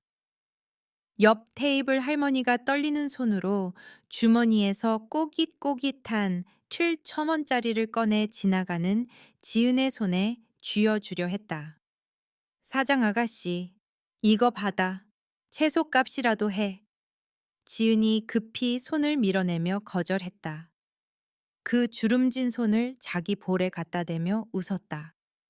할머니, 제가 말씀드렸잖아요. 와서 맛있게 드셔주시는 게 저한테는 선물이에요. 할머니 건강하게 사시는 게 갚는 거예요. 이 돈으로 약 사드세요. 그래도 아가씨도 힘들 텐데. 할머니가 눈물 지었다. 나는 멍하니 앉아 코끝이 찡해짐을 느꼈다. 건강하게 사시는 게 갚는 거다. 그 소박하지만 위대한 삶의 철학이 평생 이웃만 쫓아온 나를 부끄럽게 만들었다. 그녀가 손을 멈춘 틈을 타 주방 쪽으로 갔다. 사장님, 평범하게 보이려 노력하며 불렀다. 지은이 돌아보았다. 어제의 그 무례한 노인임을 알아봤지만 눈에 악감정은 없었다. 더 필요한 거 있으세요? 죽은 입에 맞으세요. 왜? 목이 메어 말이 잘 안 나왔다. 왜 이런 일을 합니까 듣자 하니. 사장님 사정도 넉넉지 않다던데. 지은이 하던 일을 멈추고 창밖 먼 곳을 보았다. 아침 햇살이 춤추는 곳을. 사실 저 어릴 때 많이 굶었어요, 할아버지. 그녀가 낮게 말했다. 부모님 일찍 돌아가시고 길거리 전전했거든요. 16살 땐가 3일 굶고 길에서 쓰러진 적이 있어요. 죽는구나 싶었죠. 그녀가 맑은 눈으로 나를 보았다. 그때 노점상 할머니 한 분이 절 일으켜 주셨어요. 부자도 아닌데 따뜻한 김밥 한 줄을 사주셨죠. 먹어라 먹어야 산다 하시면서요. 그 김밥 맛 평생 못 잊어요. 그녀가 미소 지었다. 부드럽지만 강한 의지가 담긴 미소였다. 그때 다짐했어요. 나중에 어떻게 되든 그 할머니 같은 사람이 되겠다고. 배고픈 사람한테 따뜻한 밥 한 끼 주는 사람이요. 돈은 없지만 마음이랑 힘은 남아도니까요. 그녀의 말 한마디 한마디가 내 마음속 편견의 벽을 망치로 때려 부수고 있었다. 쾅. 갑자기 문이 거칠게 열렸다. 뚱뚱하고 험상궂은 중년 남자가 들어왔다. 이 여자 어디 있어 나와. 노인들 말소리가 묻힐 정도로 고함을 질렀다. 지은이 놀라 사색이 되었다. 아, 박 아저씨 오셨어요. 건물주였다. 오긴 뭘 와, 월세 3달 밀렸잖아. 언제까지 버틸 거야? 주인이 소리치며 삿대질을 했다. 이번 달까지 원금이랑 이자 다 안 갚으면 당장 방빼 지긋지긋해 아주. 가게가 찬물을 끼얹은 듯 조용해졌다. 노인들이 숟가락을 놓고 걱정스레 지은을 보았다. 지은이 고개를 숙이고 두 손을 싹싹 빌었다. 죄송해요, 아저씨. 어떻게든 마련해 볼게요. 일주일만 더 시간을 주세요. 일주일은 무슨? 주인이 비웃으며 가게 안누더기 입은 노인들을 훑어봤다. 월세 낼 돈은 없으면서 자선 사업을 해. 이런 인겨 인간들 공짜 밥 줄 돈으로 내 돈이나 갚아 멍청한 것들 가난한 주제에 꼴값을 떨고 있어. 그 잔인한 말이 비수처럼 모두에게 꽂혔다. 노인들이 부끄러워 고개를 숙였다. 나가려는 사람도 있었다. 지은의 눈에서 눈물이 주르륵 흘렀다. 하지만 고개를 들었다. 떨리지만 단호했다. 저한테 욕하시는 건 괜찮지만 이분들한테 그러지 마세요. 제 손님들이에요. 그리고 무슨 일이 있어도 이 일은 계속 할 거예요. 돈 갚을게요. 믿어주세요. 믿긴 뭘 믿어. 명심해 이번 달까지 돈 없으면 길바닥에 나앉는 줄 알아. 주인이 씩씩거리며 나가 문을 쾅 닫았다. 주인이 사라지자 분위기가 가라앉았다. 그만, 우린 갈게 지은 양. 할아버지 한 분이 미안해하며 일어섰다. 패만 끼치고? 아니에요. 지은이 얼른 눈물을 닦고 억지로 웃으며 할아버지를 잡았다. 다들 마저 드세요. 방법이 있어요. 제가 해결할 수 있어요. 나는 조용히 일어나 가게를 나왔다. 이제 내 마음에 의심은 없었다. 깊은 존경심과 부끄러움이 뒤섞여 있을 뿐. 그녀는 진짜다. 피와 살이 있는 인간도는 없지만 위대한 인류애를 가진 사람. 저 가녀린 어깨로 세상의 무게를 불평 없이 짊어지고 있다. 구석에 세워둔 메르세데스로 갔다. 정 비서가 문을 열었다. 회장님 오셨습니까? 차에 타 모자를 벗었다. 내 눈빛이 다시 날카롭고 위엄있게 돌아왔다. 방금 나간 저 뚱보 주인놈 찾아. 네, 정 비서가 놀랐다. 방금 가게에서 나간 그놈 찾아서 3개월치 월세 다 갚아. 이자까지 쳐서. 다음 달 월세까지 미리 줘버려. 정 비서가 고개를 끄덕이며 휴대폰에 메모했다. 단 절대 내가 냈다는 걸 그 여자가 알게 해선 안 돼. 내가 강조했다. 익명의 자선단체가 후원했다고 해. 알겠나? 네, 알겠습니다, 회장님. 차가 움직였다. 차창 밖으로 손님들을 다 보내고 가게 앞에 주저앉아 펑펑 우는 지은이 보였다. 어깨가 들썩였다. 저 작은 아이가 너무 많은 걸 감당하고 있었다. 다음 주 수요일 5번째 방문. 이번엔 거지가 아니었다. 은퇴한 평범한 노인 차림으로 갔다. 면바지에 체크무늬 셔츠, 베레모. 마음씨 좋은 옆집 할아버지처럼 보였다. 가게 앞에 도착하자마자 익숙한 고함 소리가 들렸다. 또 그 주인놈이다. 미간을 찌푸렸다. 정 비서가 분명 다 갚았다고 했는데 왜 또 난리지 문을 밀고 들어갔다. 내가 말했지. 이번 달까지만 하고 나가 더 이상 임대 안 해. 주인이 책상을 치고 있었다. 지은이 망연자실한 표정으로 서 있었다. 하지만 아저씨, 밀린 돈 누가 대신 갚아줬잖아요. 다음 달치도 냈고요. 왜 나가라는 거예요? 내 마음이야. 주인이 뻔뻔하게 고개를 쳐들었다. 새 세입자 구했어. 월세를 2배나 더 준대. 보증금이랑 남은 돈 가지고 꺼져. 이 구질구질한 가게 때문에 건물값 떨어져 탐욕이었다. 내 돈은 받아먹고 부동산 가격 오르는 것 같으니 쫓아내고 더 비싸게 새 놓으려는 수작이었다. 밑바닥 없는 욕심이다. 지은이 애원했다. 아저씨, 제발요. 여기서 5년 장사했어요. 단골도 많고요. 갑자기 나가라고 하시면 갈 데가 없어요. 보증금으로 새 가게 못 구해요. 그건 네 사정이지. 3일 줄 테니까. 짐 싸. 그때 문이 열렸다. 지팡이를 짚은 할머니가 들어왔다. 지은이 도와주던 그 채소 할머니였다. 할머니가 떨며 다가오더니 주름진 손에 쥔 파란 지폐 한 장을 내밀었다. 이거. 할머니가 떨리지만 단호하게 말했다. 1,000원짜리를 주인 앞 테이블에 놓았다. 내가 보태겠소. 지은 양 쫓아내지 마시오. 좋은 사람이요. 주인이 1,000원을 보더니 비웃었다. 노망났나 10,000원으로 뭘 해. 과자 사 먹어. 눈앞에서 꺼져.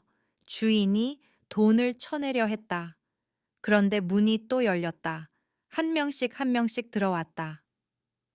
동네 노인들, 가난한 노동자들, 소란을 듣고 몰려온 것이다. 나도 보태겠소. 퀵서비스 기사가 5,000원을 놓았다. 작년에 내가 사고 났을 때 이 아가씨가 약값 빌려줬소. 나도요. 복권 파는 아주머니가 1,000원짜리 몇 장을 꺼냈다. 내가 아플 때 우리 애들 외상으로 밥 먹여줬어요. 저도요. 낡고 구겨진 푼돈들이 테이블 위에 쌓였다. 1,000원, 2,000원, 5,000원. 다 합쳐봐야 15만 원도 안 될 것이다. 월세엔 턱도 없다. 하지만 그건 그들의 전 재산이었다. 밑바닥 인생들의 피와 땀, 그리고 지은을 향한 마음이었다. 나는 구석에서 전율을 느꼈다. 소름이 돋았다. 평생 비당일만 걷고 수억을 펑펑 쓰며 살았지만 저 낡은 테이블 위에 놓인 푼돈만큼 아름답고 강력한 돈은 본 적이 없었다. 지은이 엉엉 울었다. 돈을 보는 게 아니라 자기를 지키려고 애워싼 그 고단한 얼굴들을 보고 있었다. 여러분, 이러지 마세요. 저 못 받아요. 주인이 그 단결력에 잠시 멍해졌지만 곧 탐욕이 본성을 덮었다. 돈무더기를 바닥으로 쓸어버렸다.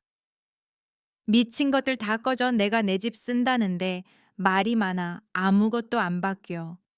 분노가 치밀었다. 이번엔 맹목적인 분노가 아니라 정의의 분노였다. 밖으로 나와 휴대폰을 꺼내 정 비서에게 전화했다. 우성가, 저 건물 사버려. 당장. 네, 어떤 건물이요? 김밥집 있는 저 건물 2배든 3배든 달라는 대로 줘. 오늘 당장 명예 이전해. 그리고 저 개자식 당장 쫓아내. 네, 즉시 처리하겠습니다. 전화를 끊고 심호흡을 했다. 가게로 돌아갔다. 주인은 여전히 날뛰고 있었다. 나는 지은에게 다가가 어깨에 손을 올렸다. 아가씨, 낮고 따뜻하게 말했다. 사람들이 모아준 돈 받아요. 그 마음 거절하는 거 아니야. 그건 적선이 아니라 아가씨가 몇 년 동안 심어온 복이 꽃피고 열매 맺은 거야. 지은이 눈물 범벅이 된 얼굴로 나를 올려다봤다.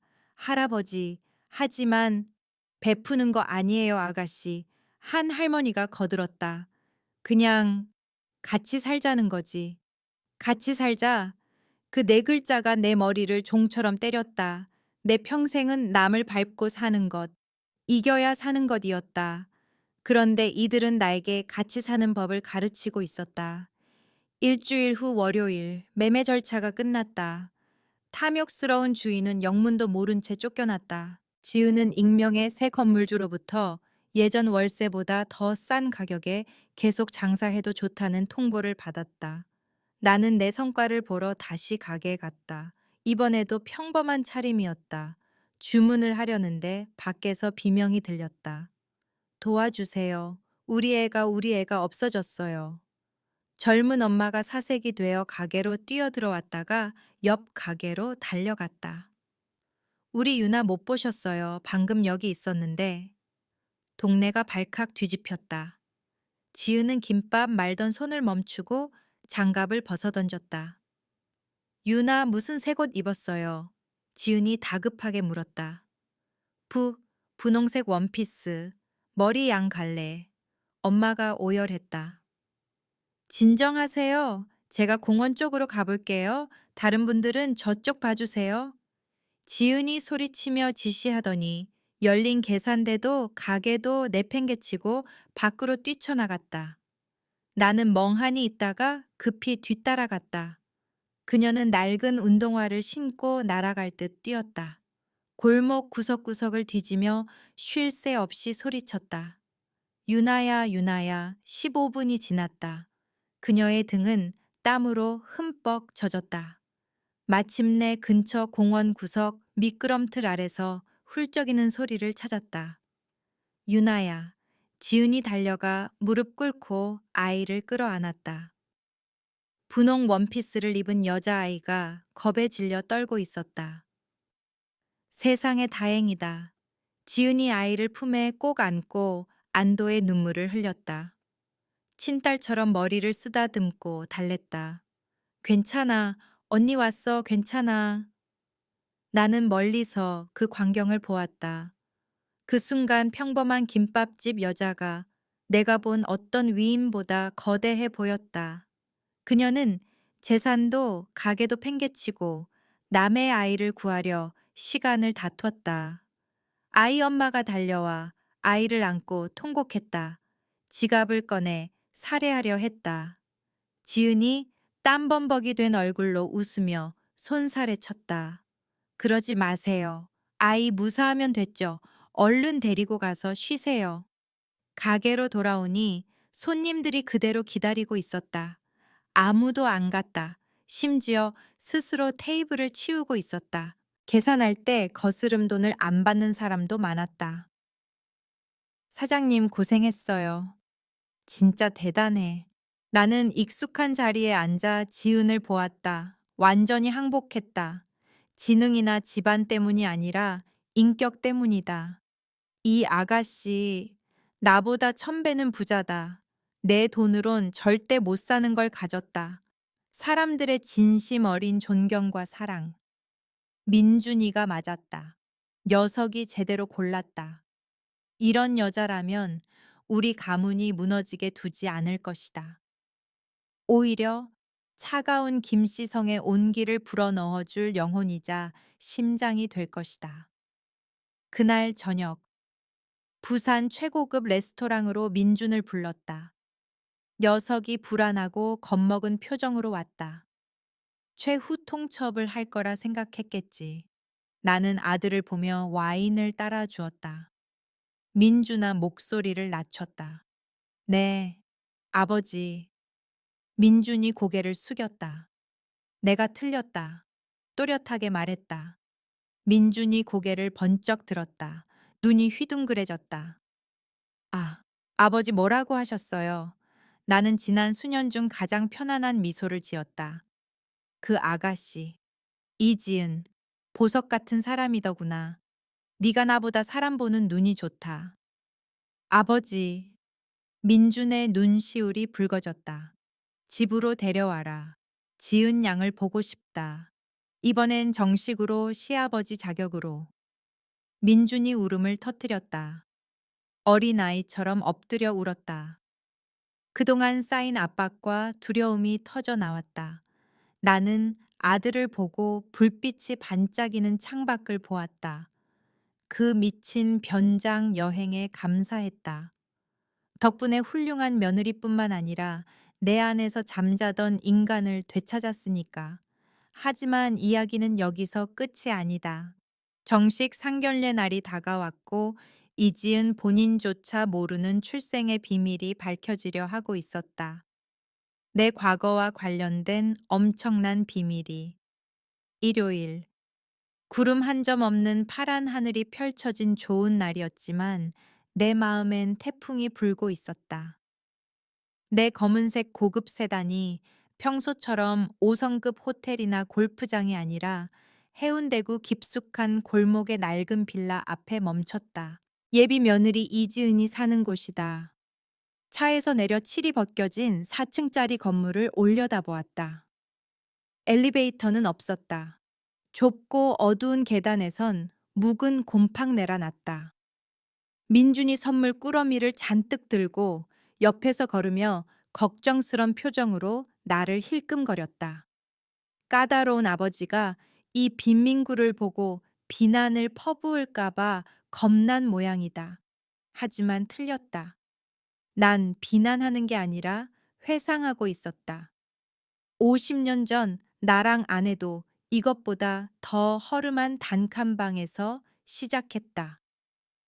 깨진 시멘트 계단을 밟으며 발소리를 들으니 가난했지만 행복했던 젊은 날의 기억이 밀려왔다. 너무 멀리 돌아오느라 출발점을 잊고 살았구나. 사고 이후예요, 아버지. 민준이 계단을 오르며 숨을 몰아쉬었다. 녹슨 파란 철문 앞에 섰다. 민준이 노크했다. 늙은 심장이 쿵쿵거렸다. 넥타이를 고쳐매고 옷매무새를 다듬었다. 국제 계약 협상 때보다 더 떨렸다. 철컥 문이 열렸다.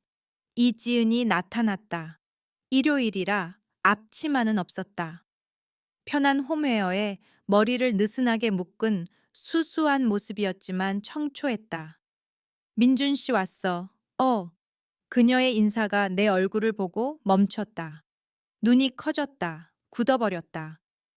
내 고급 정장을 보고 내 얼굴을 보았다. 맑은 눈동자에 당혹감이 서렸다. 할아버지는? 그녀가 입을 틀어막고 더듬거렸다. 김밥 드시러 오던 그 할아버지. 그래 못 알아볼 리가 없지. 거지 분장을 지우고 회장 옷을 입었어도 눈빛과 목소리는 못 속인다. 나는 총수의 오만함을 다 버리고 깊게 심호흡하며 한 발 나갔다. 그리고 민준이 경악하고 지은이 놀라는 가운데 천천히 무릎을 꿇었다.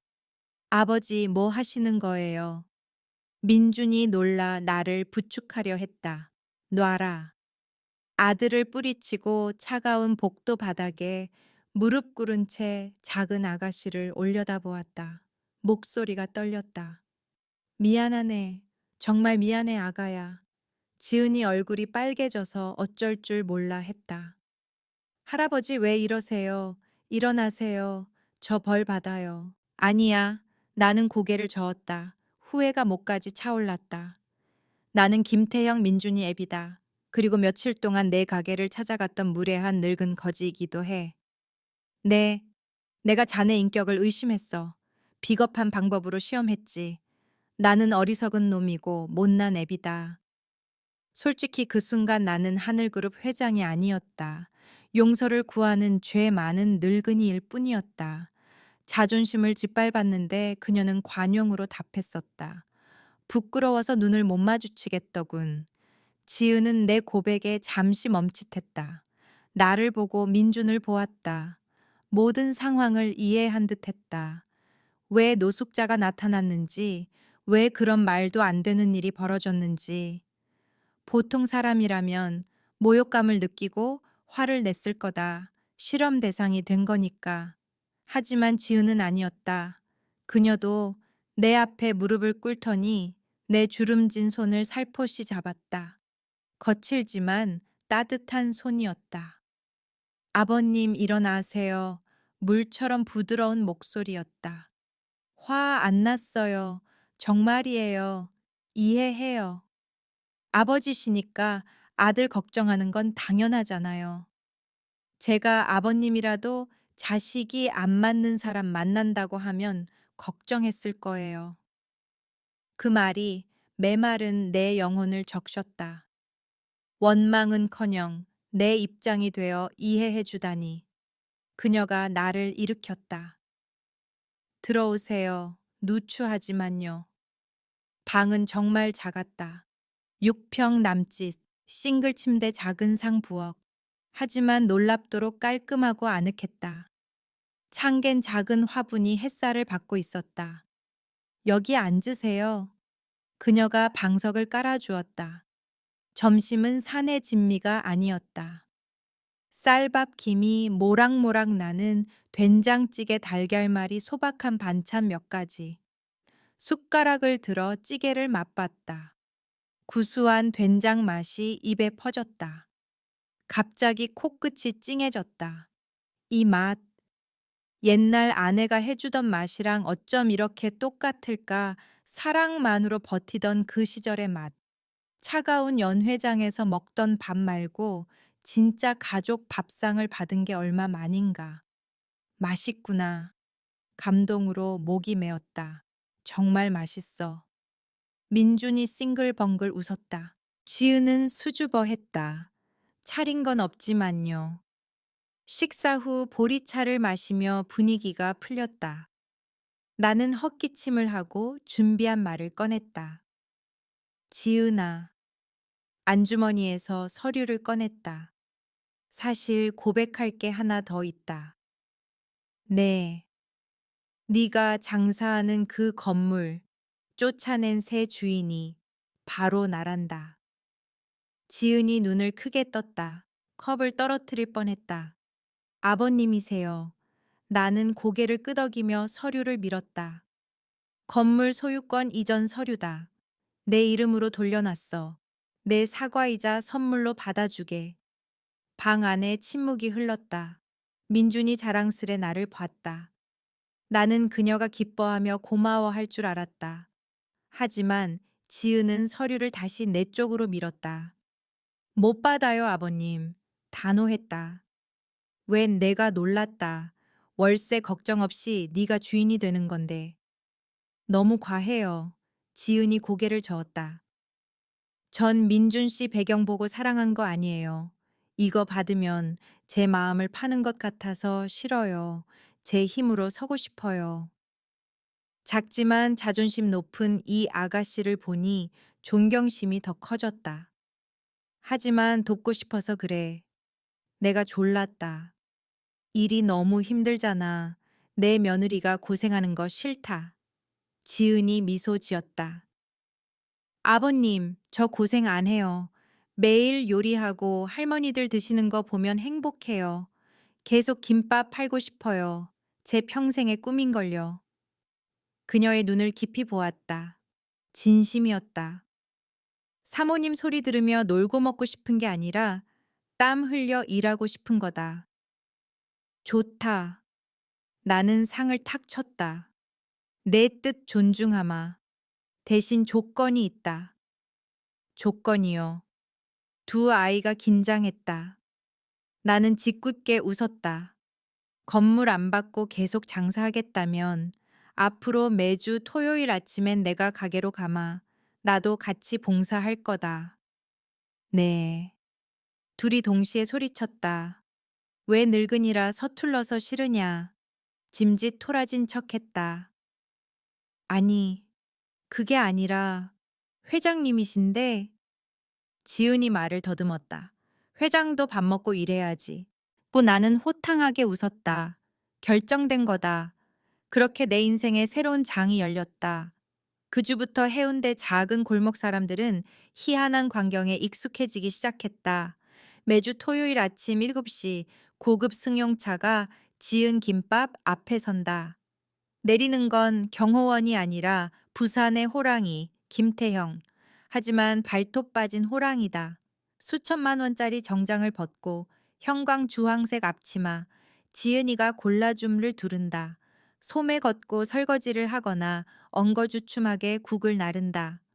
김 영감 오늘 설거지가 지난주보다 낫네. 할머니가 놀린다. 할멈도 참 내가 얼마나 꼼꼼한데 나도 거품 묻은 손으로 받아친다. 소문은 불처럼 번졌다. 기자들이 몰려와 사진을 찍어대고 김밥집에서 설거지하는 재벌 회장 사진이 신문 한 면을 장식했다. 그룹 주가는 떨어지긴커녕 친서민 이미지 덕에 폭등했다. 하지만 주가는 상관없었다. 여기서 얻는 평화가 중요했다. 좁고 더운 부엌에서 땀 흘리며 지은이의 미소와 같이 돕는 민준이의 뿌듯한 눈빛을 보며 깨달았다. 지난 세월 내가 놓친 것들, 가족, 나눔, 소박한 기쁨. 6개월 후, 김민준과 이지은의 결혼식이 열렸다. 이사회는 서울 특급 호텔을 원했지만 내가 묵살했다. 결혼식은 김밥집에서 한다. 한국 재벌 역사상 가장 기묘한 결혼식이었다. 골목을 통제하고 꽃으로 장식해 동화 속 정원처럼 만들었다. 하객 구성이 재밌었다. 한쪽엔 비싼 양복 입은 사장들, 한쪽엔 가장 깨끗한 옷을 차려입은 동네 이웃들과 독거노인들. 구분은 없었다. 섞여 앉아 김밥 먹고 소주 마시며 축복했다. 지은은 심플한 드레스를 입었지만 천사처럼 빛났다. 플라스틱 의자 사이 버진로드를 걸어 들어올 때 민준이 울었다. 솔직히 나도 눈물을 훔쳤다. 줄에는 내가 섰다. 아이들을 보며 가슴이 벅찼다. 오늘 마이크를 잡고 골목의 목소리를 울렸다. 나는 김 회장이 아닙니다. 그냥 아버지입니다. 내 아들 인생에 그리고 내 인생에 들어와 준 지은이에게 감사합니다. 이 아이가 이 고집불통 늙은이에게 돈의 진짜 가치를 가르쳐 줬습니다. 돈은 금고에 넣는 게 아니라 사랑을 나누는 데 쓰는 거더군요. 주머니에서 붉은 벨벳 상자를 꺼냈다. 물방울 모양의 낡은 은목걸이였다. 내 안에 민준엄이 유품이다. 떨리는 손으로 지은에게 걸어주었다. 그 사람도 너처럼 훌륭한 여자였어. 하늘에서 아주 환하게 웃고 있을 거다. 우리 가족이 된 걸 환영한다, 아가. 지은이 펑펑 울며 나를 안았다. 박수갈채가 터졌다. 늙은 사장 친구들도 눈물을 찍어내고 있었다. 내가 가본 결혼식 중 최고야. 라이벌 그룹 이 회장이 귓속말했다. 자네가 이겼네, 김 회장. 자네가 나보다 부자야. 나는 웃었다. 그래, 내가 더 부자다. 돈이 많아서가 아니라 더 행복한 가족이 있어서. 세월은 화살처럼 흘렀다. 1년 뒤 지은이 예쁜 딸을 낳았다. 이름을 하늘이라고 지었다. 그룹 이름과 같지만 뜻은 다르다. 넓고 포용적이고 맑은 하늘. 하늘이는 저택의 비단 이불이 아니라 고소한 참기름 냄새와 김밥집의 웃음소리 속에서 자랐다. 부모와 할아버지, 가난한 이웃들의 사랑을 듬뿍 받으며 지은의 영향으로 하늘그룹 정책도 싹 바꿨다. 직원 급여 올리고 복지 개선하고 지은 재단을 만들어 가난한 창업자와 노인 급식을 지원했다. 나는 더 이상 호랑이가 아니라 직원들 사이에서 김밥 할배로 불렸다. 2030년 하늘이가 5살이 되었다. 붉은 노을이 지는 광안리 해변을 손녀 손잡고 거닐었다. 바닷바람이 내 백발과 아이의 검은 머리를 흩날렸다. 하늘이가 큰 눈을 깜빡이며 물었다. 할아버지, 오냐? 우리 집 엄청 부자라면서요. 친구들이 할아버지가 부산에서 제일 부자래요. 나는 껄껄 웃었다. 뭐, 밥은 안 굶지. 근데 왜 우리 집은 김밥 팔아요? 엄마가 김밥 파는 거 힘들대요. 할아버지가 엄마 쉬게 해주면 안 돼요. 나는 멈춰서서 아이 눈높이에 맞춰 쭈그리고 앉았다. 반짝이는 바다를 가리켰다. 하늘아 저거 봐라. 바다가 왜 저렇게 넓을까? 작은 강물들이 다 모여서 그런 거야. 할아버지 재산도 수많은 사람의 노력이 모인 거고. 아이 머리를 쓰다듬었다. 우리 집은 돈 때문에 김밥 파는 게 아니야. 행복해서 파는 거야. 엄마가 할머니들한테 김밥 줄 때 엄청 환하게 웃는 거 봤지. 네. 아이가 고개를 끄덕였다. 그게 행복이란다. 나누는 거. 나만 가지려고 움켜쥐면 마음이 좁고 추워져. 나눌수록 사랑이 커지고 마음이 저 하늘처럼 넓어지는 거야. 하늘이는 다 이해 못한 듯 했지만 고개를 끄덕이더니 내 품에 안겼다. 할아버지 사랑해요. 나도 커서 엄마랑 할아버지처럼 김밥 팔래요. 나는 그 작은 우주를 꽉 안았다. 주름진 뺨으로 행복한 눈물이 흘렀다. 78세 망망대해 앞에서 깨달았다. 나는 인생의 진짜 정점에 서 있다. 젊은 날 갈망하던 명예의 정점이 아니라 안식의 정점에. 돈이면 다 되는 줄 알았고 가난이 죄인 줄 알았다. 하지만 김밥 파는 며느리가 인생 최대의 교훈을 줬다. 진짜 부는 통장 잔고가 아니라 심장의 온도에 있다는 걸. 최고의 식사는 만찬이 아니라 사랑 담긴 밥 한 끼라는 걸. 구두 닦기 소년에서 회장으로 다시 김밥집 설거지 노인으로. 기묘하지만 완벽한 원을 그리며 돌아온 김태형의 인생. 고맙다 인생아. 고맙다 지은아. 그리고 이 늙은이의 긴 이야기를 들어준 여러분께도 감사합니다. 부디 여러분 모두 어떤 상황에 있든 자신만의 김밥집을 찾으시길, 매일 사랑과 나눔이 따뜻하게 데워지는 그곳을. 제 이야기는 여기까지입니다. 안녕히 계십시오.